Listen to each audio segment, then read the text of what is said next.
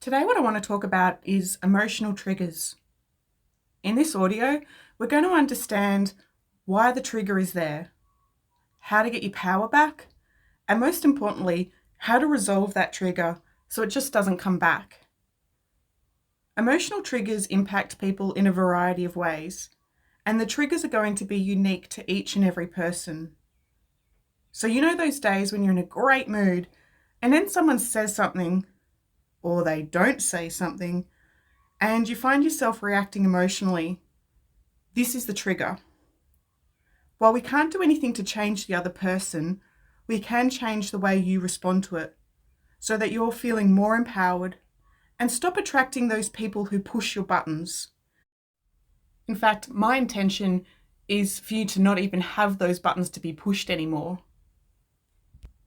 So what we need to do today is to break down that situation that recently happened and break it down into small parts to identify a few things, such as what happened, how your body responded to it, what you said to yourself in that moment, what did it mean to you when you heard what they communicated, how can you see yourself in a different perspective, what resources are available to you now, and how can you show up differently if that happened again.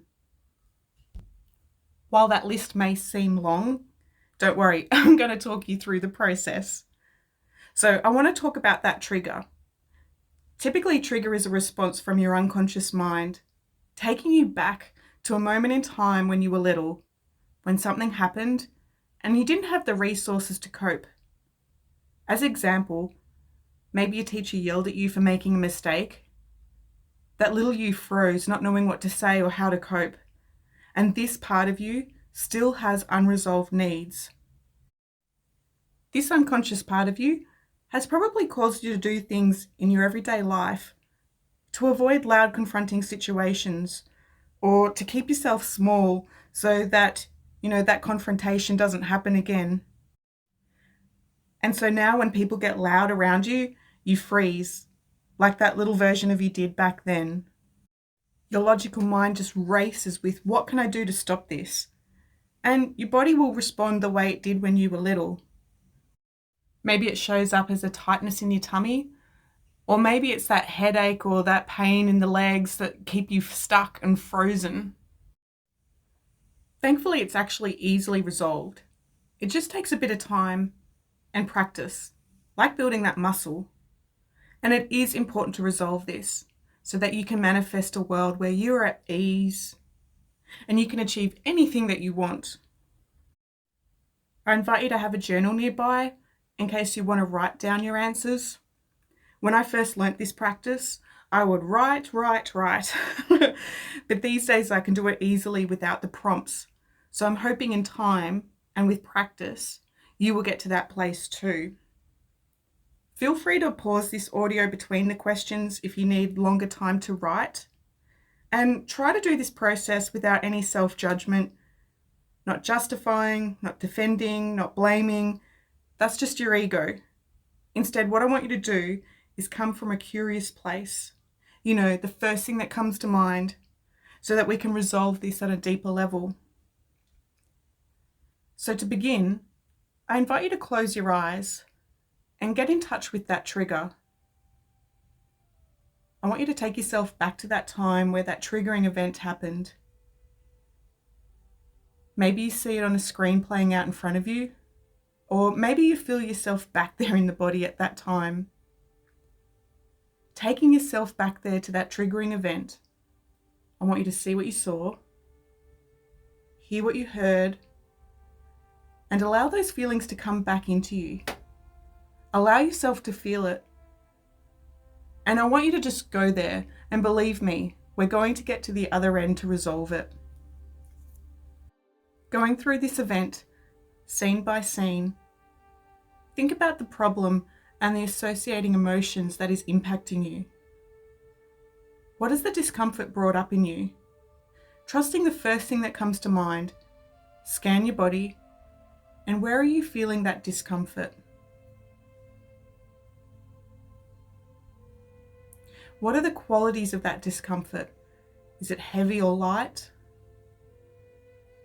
Is it dark or bright? Fuzzy or clear? Hot or even cold? If we were to pull out that part, and again, the first thing that comes to mind, what is the purpose of that part?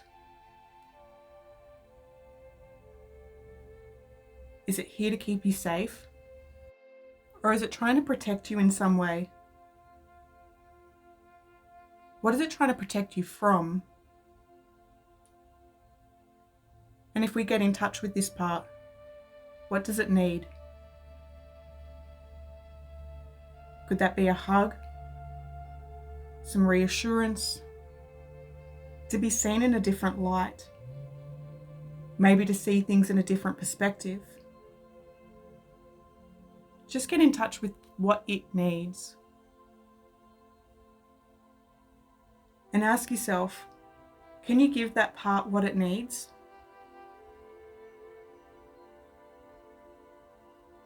Instead of the discomfort of that whole event, that discomfort of that whole situation, what would you rather play out? Here I want you to list out a few answers. So instead of that event, what would you rather? Maybe you would rather they didn't say what they said. Maybe you would rather be more comfortable getting your needs met. Maybe you would rather be confident speaking up. Maybe you would rather things were easier and you could just come to that agreement.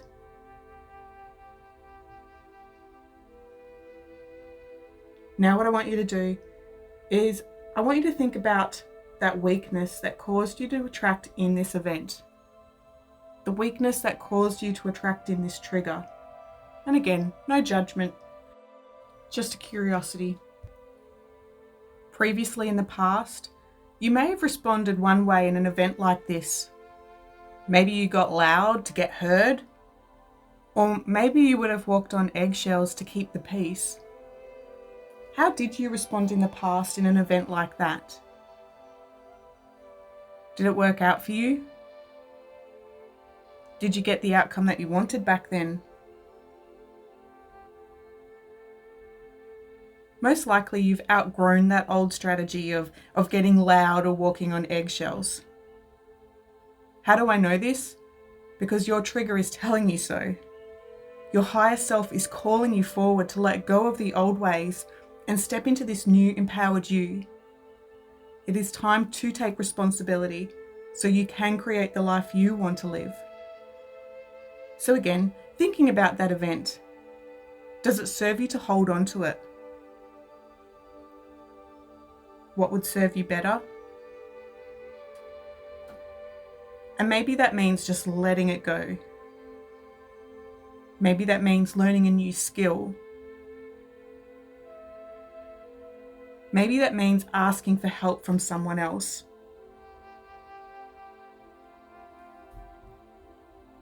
Would it serve you to calm your energy? Resolve the hurt and the powerlessness?